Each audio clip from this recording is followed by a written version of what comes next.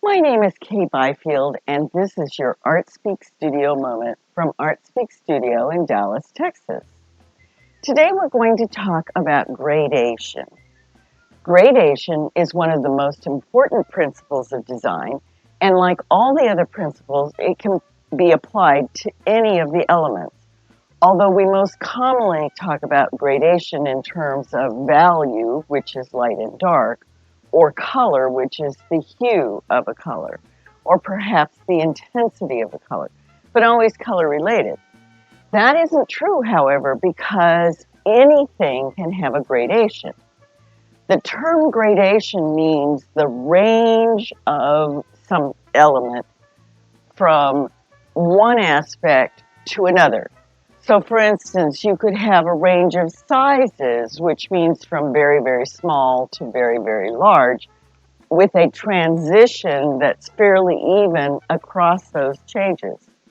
Or you could have a range of textures from, from very dense textures to very sparsely populated textures, or size of the texture from very small textures, fine textures, to more crude textures.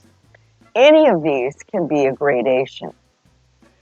The goal of any artwork is to engage the viewer emotionally, visually, intellectually in some way and keep them engaged.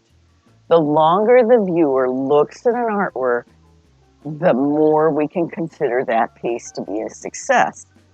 We also think about artworks being successful in terms of the way they stay in our memory, that we continue to think about them after we are no longer in their presence.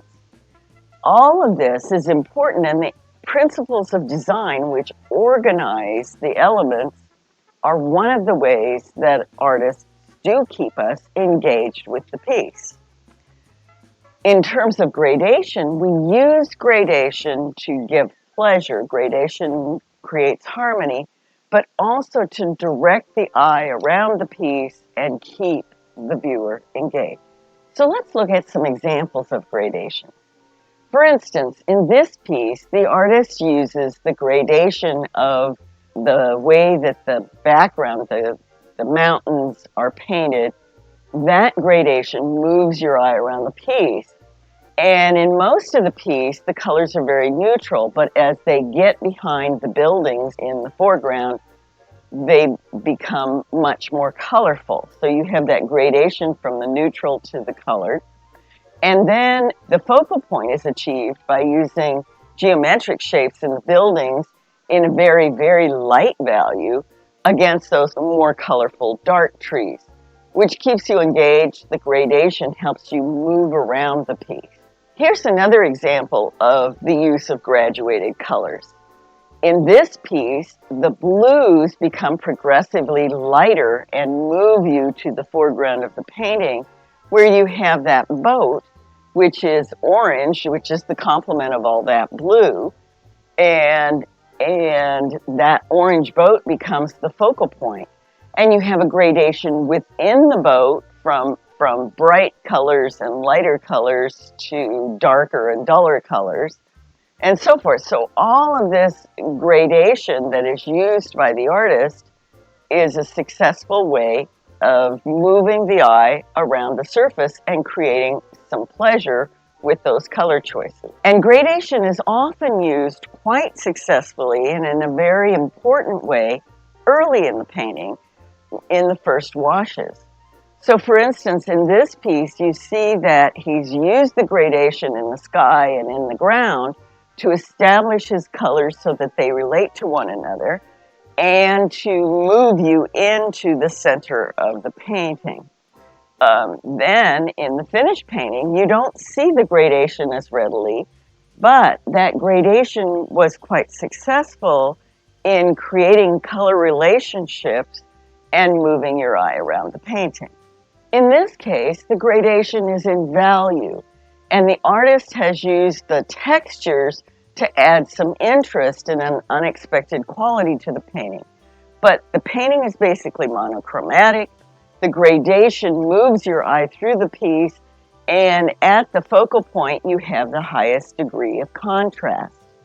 You could argue that the texture is important, but there's no real change in the texture in terms of size or quantity or any of the other aspects. As I said before, gradation applies to all the elements of design, but we tend to see it more often with color and value. In this case, there's a lot of texture in the painting that gives that sense of the old locomotive. And the texture, the gradation in the texture is again about color, not about size, not about density so much, but it does move your eye and maintain the interest in the piece. In this abstract piece, the painting is fairly monochromatic, not a lot of color change, mostly value change, but the gradation is in the sizes of the shapes.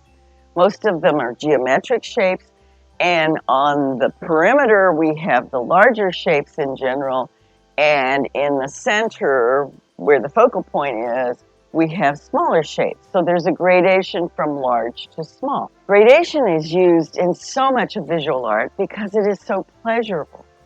People enjoy seeing the gradual change of an element from one extreme to the other, where the steps are incremental and not too big a jump. For instance, in a rainbow, we enjoy the rainbow because the colors next to each other are related, and so we can move across that surface, which is a very pleasurable thing to do. I hope that you find ways to use gradation that are very successful to you. If you haven't, perhaps you should give it a try. Until next time, I wish you happy painting.